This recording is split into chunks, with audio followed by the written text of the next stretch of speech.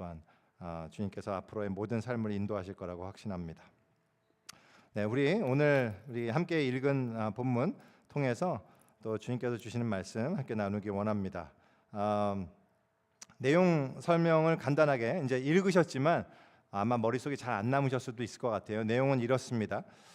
이제 지난주에 우리가 봤듯이 약속의 자녀로 태어난 우리 이삭이 잘 자라서 어느새 이제 엄마의 젖을 떼는 시기가 됐어요. 그래서 고대의 시기에는 유아 사망률이 굉장히 높았던 시기라고 합니다. 그러니까 어느 정도 자라기까지에는 안심할 수가 없는 거죠. 언제 이제 병 걸려서 아이가 죽을 수 있을지 모르기 때문에. 근데 이제 어느 시간이 지나고 나면 이제 충분히 안심할 수 있다라고 생각하게 돼요. 근데 그때가 어느 때냐 하면 엄마 젖을 떼고 이제 그 음식을 먹을 수 있는 시기예요. 그래서 엄마 젖을 떼는 시기가 되면 온 가족이 함께 이웃들과 함께 잔치를 벌이고 이제 기뻐하며 축하하는 잔치를 했다고 합니다. 물론 이제 아이들마다 젖을 떼는 시기가 이제 다양할 수 있기 때문에 차이가 있을 수 있기 때문에 꼭 몇 살이다, 몇 년이다 이렇게 딱 결정할 수는 없는 거고요. 그때 아이들은 지금보다는 훨씬 더 오랫동안 엄마 젖을 먹었다고 합니다. 그래서 대략 3년 정도는 걸렸다고 해요. 3살 될 때까지, 만 3살 때까지 이제 아이 엄마 젖을 먹는 거죠. 근데 이제 3년 정도가 보통의 경우에 젖 떼는 시기였다고 하는데 이제 그 시기를 얘기하는 거예요. 지금 만약에 이삭이 3살이었다면 이스마엘은 이삭보다 14살이 많으니까 대략 17살 정도 된 그런 나이였을 거예요. 그런데 그때 그 젖 떼는 시기가 돼서 막 잔치하고 좋아하는데 사라가 뭔가를 목격해요. 그게 뭐냐면 이스마엘이 이삭을 놀리는 장면이었습니다. 물론 여기서 어떻게 놀렸는지는 잘 모르겠습니다만 이 히브리어 원어를 놀렸다라는 원어를 참조해 보면 이게 단순히 어린애와 놀아주면서 그냥 이제 메롱메롱 이런 수준은 아니었던 것 같아요.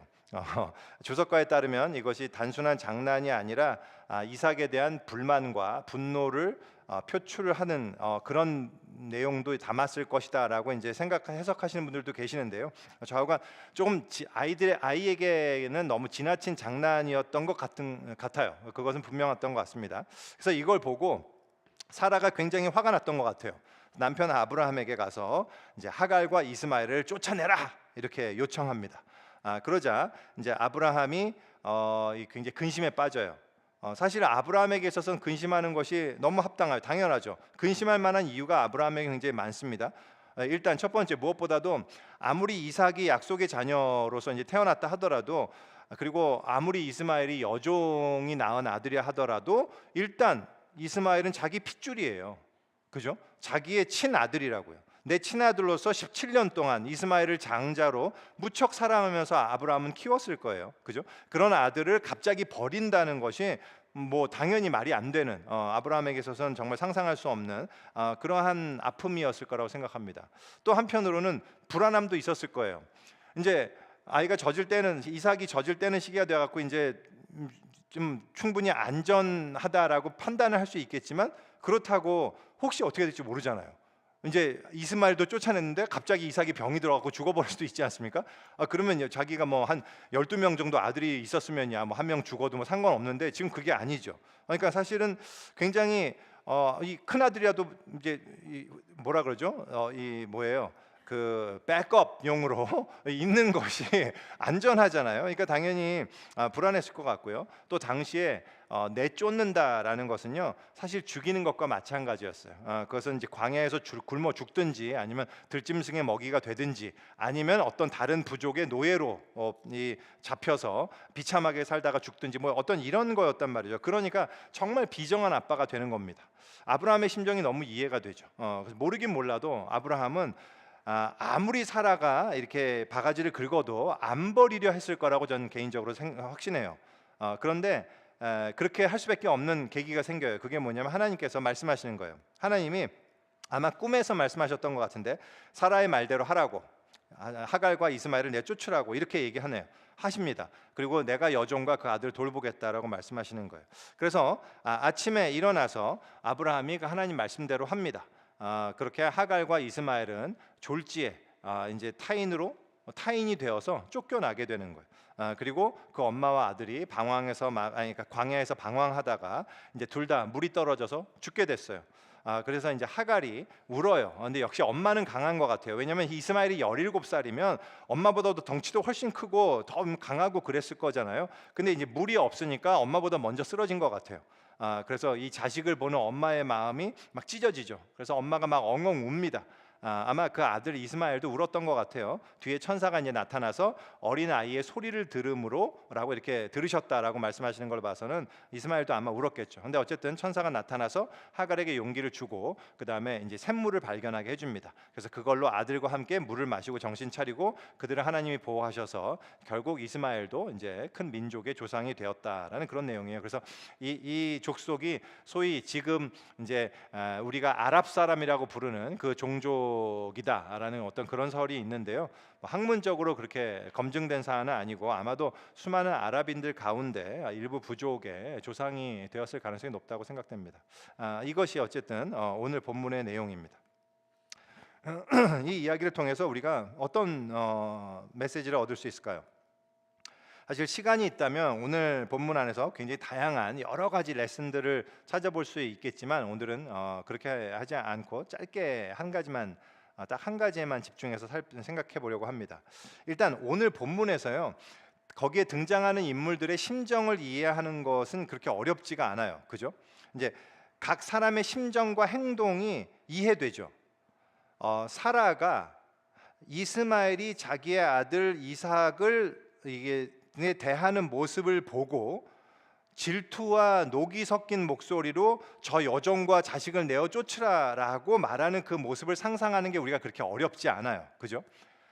자기 아들을 놀리는 이스마엘을 사라가 보았을 때 그 사라의 눈이 어땠을지 우리가 안 봐도 너무 비디오잖아요. 그죠? 속된 말로 빡 돈다라고 얘기하죠.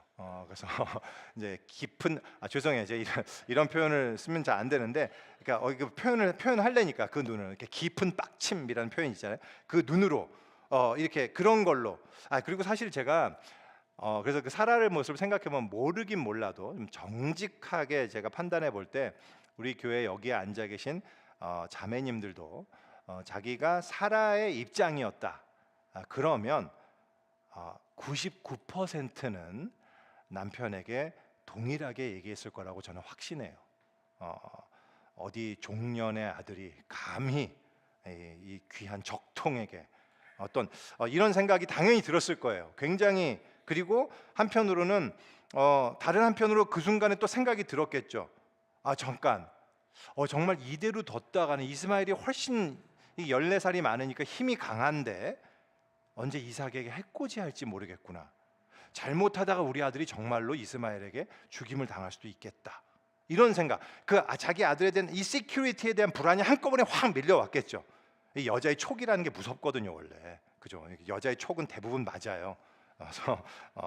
그래서 참 재밌죠. 그래서 남편들이 괴로워하는 게 이렇게 하필이면 진리는 왜 꼭 이 아내를 통해서 오는지에 대한 그 괴로움을 갖는 남편들이 굉장히 많아요. 근데 어쨌든 이 좌우간 그런 여러 가지 마음으로 아주 표독스럽게 아브라함에게 저 종년과 아들을 내어 쫓아야 됩니다라고 말하는 게 보이죠. 이해가 돼요.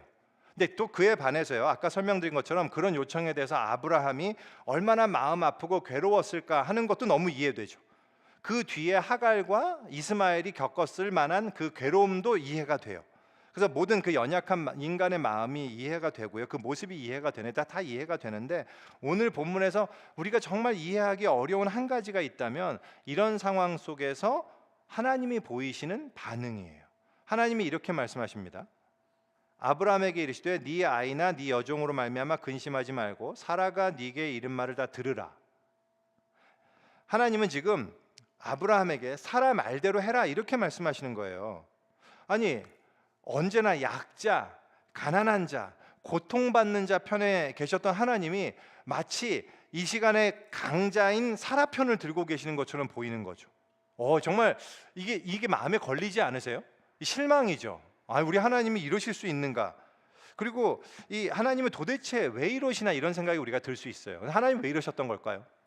물론 창세기 본문 자체는 우리에게 분명한 답을 주지 않습니다. 그리고 어떤 면에서는 그러니까 우리가 이해할 수 없는 이별의 상황 속에서의 하나님의 말씀에 대한 순종, 이런 어떤 영적 레슨을 우리가 당연히 얻을 수도 있을 것 같아요. 다만 저는 오늘 이 본문을 통해서 성경이 직접 증언하고 있는 본문의 중요한 의미 한 가지만 제가 강조하려고 합니다. 이 본문의 의미가, 이 본문이 담고 있는 가장 중요한 의미가 무엇인지를 밝히는 아주 탁월한 주석이 있다면 그것이 바로 갈라디아서 4장의 사도 바울의 진술이에요. 거기서 사도 바울이 이 이야기를 어떻게 설명하고 있냐면, 이 이야기는 일종의 비유적 성격을 띠고 있다고 이야기합니다. 그리고 이렇게 얘기합니다. 기록된 바 아브라함에게 두 아들이 있으니 하나는 여종에게서, 하나는 자유 있는 여자에게서 낳다 하였으며, 여종에게서는 육체를 따라 낳고 자유 있는 여자에게서는 약속으로 말미암았느니라. 이것은 비유니 이 여자들은 두 언약이라. 하나는 신의 산으로부터 종을 낳은 자니 곧 하갈이라. 제가 여기서 이제 디테일하게 다 이 본문을 설명하려고 하진 않습니다. 다만 중요한 것은 이삭과 이스마엘은 서로 대조되는 의미를 상징하고 있다는 얘기예요. 그것은 뭐냐면, 이삭은 기적과 은총 외에는 다른 방식으로는 설명할 길이 없는 하나님의 선물이라는 사실이고요. 그와 대조적으로 이스마엘은 인간의 계획과 결정, 노력으로 얻은 아들이라는 사실이란 말이죠. 그래서 이게 바로 이 두 사람이 대표하는 상징적 의미란 말이죠. 근데 여기서 중요한 것은 이스마엘은 아브라함의 자녀가 될 수 없다라는 사실이에요. 사실 이 주님이 말씀하시죠. 이스라엘에게서 나는 자라야 너 씨라고 부를 것임이라. 이것을 사도 바울은 갈라디아서에서 이렇게 설명합니다. 형제들아 너희는, 지난주에 우리가 나눴던 말씀이죠. 형제들아 너희는 이삭과 같이 약속의 자녀다, 이런 얘기를 하면서, 그러나 그때 육체를 따라 난 자가 성령을 따라 난 자를 박해한 것 같이 이제도 그러하도다. 그러나 성경이 무엇을 말하느냐? 여종과 그 아들을 내쫓으라. 여종의 아들이 자유 있는 여자의 아들과 더불어 유업을 받지 못하리라 하였느니라. 그런즉 형제들아 우리는 여종의 자녀가 아니요 자유 있는 여자의 자녀니라. 이것이 지금 하나님께서 이스마엘을 내어 쫓으라고 말씀하시는 이유란 말이죠. 이스마엘은 하나님의 유업을 얻지 못하는 거예요. 쉬운 말로 하면 하나님의 나라에 들어갈 수 없단 말입니다. 이스마엘로는. 우리는 이스마엘을 의지해서는 안 돼요. 나의 능력으로 나의 가치를 확보하려고 하는 세상 가치관, 그것이 우리의 이스마엘이란 말이죠. 그런데 그 이스마엘로는 참 생명을 얻을 수가 없어요. 하나님의 나라를 들어갈 수가 없어요. 그거는 데드 엔드란 말입니다. 오늘 저는 세훈 형제 간증에 너무 그 내용이 잘 표현됐다고 생각하는데, 세훈 형제가 고민했던 내용이 바로 그런 거였잖아요.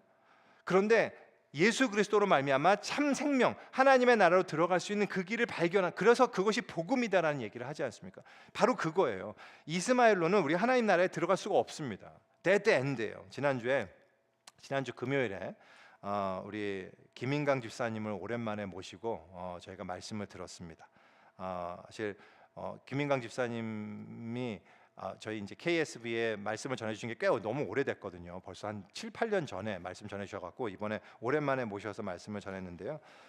정말 중요한, 우리 청년들에게 중요한 말씀을 전해주셨어요. 오늘 제가 전하고 싶었던 바로 그 말씀을 아주 정확하게 말씀해 주시는 거예요. 요점은 이 에베소서 2장 10절 말씀으로 말씀을 해주셨거든요.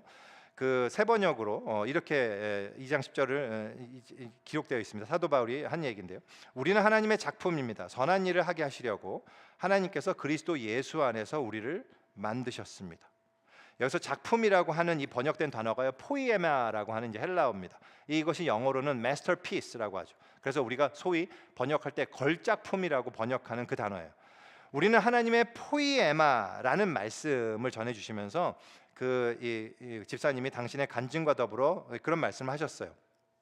이 세상은 인간의 가치를 측정하고 평가하는 그 팩터가 있다면 그것은 ability라는 거예요. ability, 능력이 있으면 가치가 있는 것이고, 능력이 없으면 가치가 없는 것인 것이 이 세상의 가치관이에요. 근데 우리 집사님 아시다시피 어려서부터 신체적 약점이 때문에 소위 disabled person이라는 그런 자신의 정체성으로 인해서 굉장히 일찍부터 고뇌와 고통을 겪으셨어요.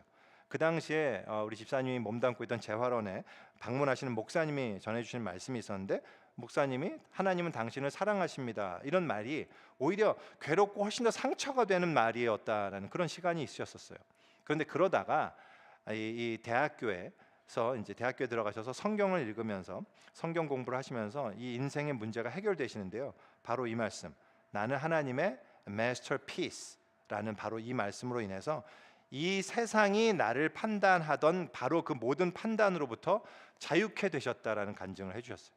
집사님의 표현을 제가 그대로 인용할게요. 나의 존재 가치, 나의 삶의 목적들은 나의 능력이 아니라 내가 얼마나 남 앞에서 보여줄 수 있는가 하는 것이 아니라 내 안에 심어진 그 예수님의 핏자국 죽음으로 나를 대신 사신 그분의 사랑의 능력에 달려 있다는 것을 제가 가슴으로 믿게 되었습니다. 아멘. 이것이 집사님이 진정으로 자유와 해방을 경험하게 된 순간이었거든요. 그리고 바로 이 믿음으로 인해서 진리가 너희를 자유케 하리라는 그 예수님의 말씀을 직접 경험하게 되신 거예요. 여러분, 제가 우리 김인강 집사님의 말씀을 다시 여러분께 소개하는 이유가 있어요. 바로 이것이 이삭이기 때문에 그래요. 하나님의 전적인 선물, 하나님의 아들 예수 그리스도의 오심과 그분의 죽음으로 인해서 우리에게 주어진 영원한 정체성, 우리가 감당할 수 없는 그 은총으로 말미암아 주어진 나는 하나님의 자녀이고 하나님의 걸작품이라는 그 정체성, 바로 그것이 이삭이에요. 여러분, 그 이삭을 보셔야 됩니다. 그 이삭을 우리는 의지해야 돼요. 그 이삭을 주목해야 돼요. 그 이삭만이 하나님의 나라를 유업으로 얻을 수 있는 참 자녀이기 때문이에요.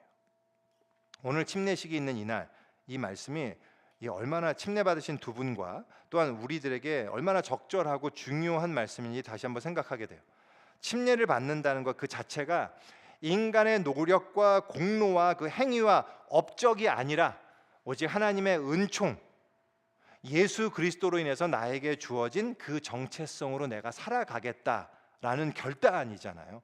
그렇기 때문에 다시 한번 오늘 이 두 분을 축하하면서 축복하며 오늘 이 말씀으로 침례 받으신 두 분을 축복합니다.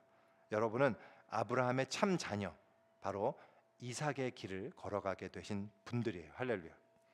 근데 여기서 믿음의 길을 걸을 때 중요한 도전이 있습니다. 그게 뭐냐? 이거예요. 이스마엘을 내쫓아야 됩니다. 한 집안에 이스마엘과 이삭을 함께 둘 수 없어요. 여러분, 여러분의 인생에 이스마엘을 두지 마세요. 이스마엘은 반드시 이삭을 해치게 될 거란 말입니다. 사라의 촉이 맞았다니까요. 이스마엘을 집안에 함께 두면 안 돼요. 여러분 안에 있는 이스마엘은 반드시 이삭을 조롱하고 모욕함으로써 여러분을 흔들리게 만들 거예요. 그리고 그로 인해서 여러분들은 결국은 이스마엘이 계속 집에 있으면 이 세상이 요구하는 대로 끊임없이 비교와 경쟁을 통해 나의 가치를 확인하고 그것으로 나의 삶의 무게를 담보하려고 하는 어리석은 인생을 살게 될 거란 말입니다. 그 위험이 있거든요. 우리 인간은 놀라운 구원의 은혜를 받고 영원한 하나님 나라의 상속자가 됐음에도 불구하고 얼마든지 이 세상이 전부인 것처럼 살아갈 수 있는 존재이기 때문이에요. 여러분, 다시 한번 말씀드리지만 이스마엘을 내쫓으셔야만 됩니다. 이스마엘을 쫓아내야 돼요. 근데 여기 한 가지 문제가 있어요.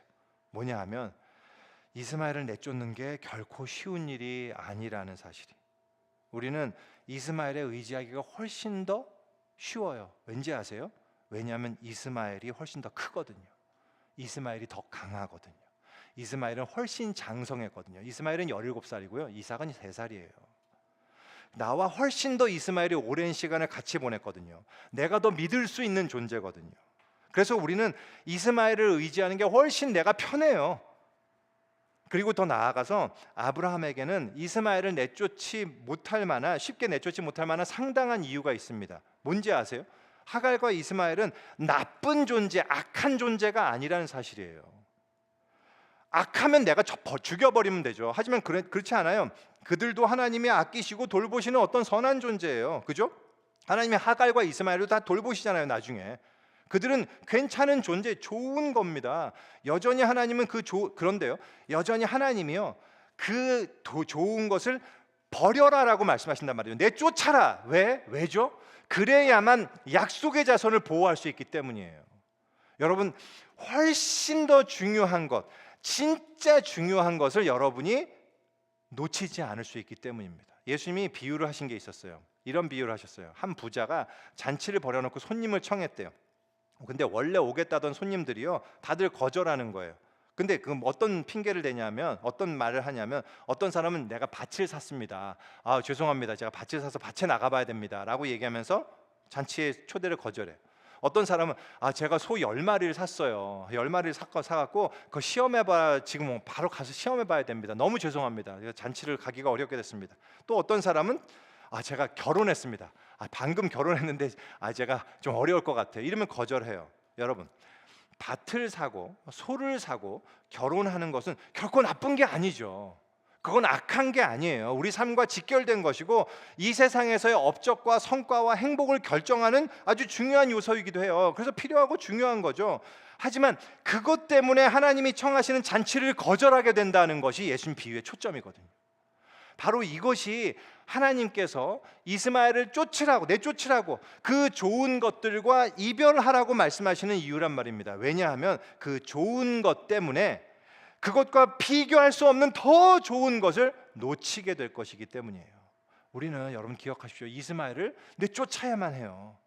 근데 오해하지 않았으면 좋겠어요. 이스마엘을 내쫓는다는 것이 세상을 살아가면서 열심히 노력하는 것은 가치 없는 것이라든지 무슨 금욕적인 삶을 살아야 된다든지 그게 아니죠.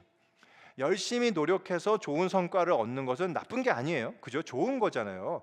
우리가요, 누군가가 열심히 노력해서 좋은 성과를 얻게 되는 걸 보면요, 깊은 감동을 받습니다. 박수 쳐주고 응원하고 너무 좋은 거예요. 우리 올림픽 경기에서 메달을 딸 때도 우리가 함께 기뻐하고요. 이제 또 그 연말이면 무슨 시상식 있잖아요. 배우는 배우대로, 가수는 가수대로, 여러 인기, 올해 너무 수고해서 인기를 얻은 어떤 그 사람들에게 상을 주고 그들의 수고를 치하하고 이런 모습 보면서 우리는 함께 감동하고 함께 박수치고 함께 응원할 거예요. 그게 나쁜 게 아니라니까요. 우리는 열심히 수고한 분들이 그 마땅한 열매를 먹는 것에 대해서 너무 응원하고 기뻐해요. 근데 중요한 것은 이겁니다. 그러한 업적이, 그러한 능력이, 그런 거에 대한 이 세상의 평가가 바로 여러분들의 존재 가치를, 여러분들의 영혼의 정체성을 규정하는 기준이 되지 않도록 주의하란 말입니다. 비교와 경쟁으로 나의 가치를 확보하는 세상 가치관이 여러분의 영혼을 지배하지 못하게 하셔야 돼요. 또한 그것이 다른 이를 평가하는 기준이 되지 않도록 주의하셔야 돼요. 그것이 바로 이스마엘을 내쫓는 거예요. 이건 일종의 싸움입니다. 그래서 그 싸움을 싸워야 돼요. 왜냐하면 이스라엘을 통해서는 하나님 나라를 유업으로 받을 수가 없기 때문이란 말이죠. 여러분, 이 사실을 잊지 마십시오. 세상의 가치에 의해서 여러분 자신의 삶을, 혹은 또한 누군가 다른 사람의 삶을 성공과 실패로 평가하지 마세요. 살아가다 보면 우리는 그렇게 되기 쉬워요. 때로는 우리가 이 세상에서 보잘것없어 보이고 그러한 기준에 의해서 내가 너무 가치 없는 것처럼 느껴지게 될 때가 있을 거예요. 그런 일을 여러분들이 경험하게 될 거예요. 그런 필링을 받게 될 거예요. 하지만 여러분, 그것은 진짜 진실이 아니란 걸 아셔야 돼요. 그것은 사도 바울이 말한 바와 같이 이스마엘이 이삭을 조롱하고 놀리는 거일 뿐이에요. 그것은 진짜 진실이 아니에요. 진짜 진실이 뭔지 아세요? 그것은 여러분들은 진정으로 복된 자요, 하나님의 걸작품인 자들이라는 사실이에요. 왜 그렇죠? 거기엔 이유는 단 하나예요. 예수 그리스도 때문이에요. 예수 그리스도께서 바로 나를 위해서 오셨고, 나를 위해 죽으셨고, 나를 위해 부활하시고 내 안에 거하게 되셨기 때문입니다. 그 예수 그리스도로 말미암아 우리에게 부어진 그 은혜 때문에, 예수 그리스도를 통해서 우리가 하나님의 참 자녀가 되었다는 이 놀라운 은혜, 이 세상이 도저히 감당할 수 없는 그 하나님의 놀라운 선물 때문에 우리는 우리의 가치를 확신할 수 있는 거예요. 여러분, 오직 그 예수 그리스도를 바라보십시오. 이스마엘을 내쫓는다는 것은 오직 그 예수 그리스도를 바라보는 거예요. 그리고 그 예수 그리스도께서 여러분의 삶을 인도하실 거예요. 오늘 찬양 가운데 너무 은혜가 됐는데요. 예수 인도하셨네. 굉장히 오래된 찬양이거든요. 제가 굉장히 좋아하던 찬양이었습니다. 여러분의 삶은 예수 그리스도께서 인도하실 거예요. 예수 그리스도만 바라보는 자를 예수 그리스도께서는 반드시 인도하시고 함께 하시고 또한 그 인생을 복 주실 거예요. 그래서 물론 이러한 얘기에 대해서요, 세상은 비웃을 거예요. 세상은 믿지 않기 때문에. 세상은 우리를 조롱할 거예요. 너무 바보 같은데 시간 쓰지 말고, 너무 그런 이게 그 목사 말 듣지 말고, 목사도 다 지 밥 벌어 먹으려고 하는, 이렇게 다 평가하고, 다 세상은 끊임없이 여러분들한테 야, 너 가치는 너 능력으로 챙기지 않으면 절대로 너는 인정 못 받아라는 얘기를 끊임없이 할 거란 말이죠. 이스마엘은 끊임없이 이삭을 조롱할 겁니다. 왜? 성경이 그렇게 이야기하고 있거든요. 끊임없이 조롱할 거예요. 그런데 여러분 기억하십시오. 이스마엘은 결단코 하나님 나라를 유업으로 받지 못한다는 사실을 꼭 아셔야 돼요. 이번에 침례와 멤버십을 받은 분들, 오직 예수 그리스도만 바라보는 삶을 살아가시기를 간절히 소원하며 축복합니다. 그리고 이들뿐만 아니라 이 자리에 계신 모든 분들이 하나님께서 예수 그리스도를 통해서 주시는 이 놀라운 은혜, 그 복, 이스마엘이 아닌 그 복을 받은 자로서, 여러분들이 이스마엘이 아닌 이삭으로서, 약속의 자녀요, 자유자의 아들로서 정말 하나님이 예비하신 그 복을 누리며, 또한 그 하나님이 주시는 유업을 누리게 되는 그런 축복을 여러분들이 꼭 받게 되시기를 이 시간 간절히 소원합니다. 우리 기도하겠습니다.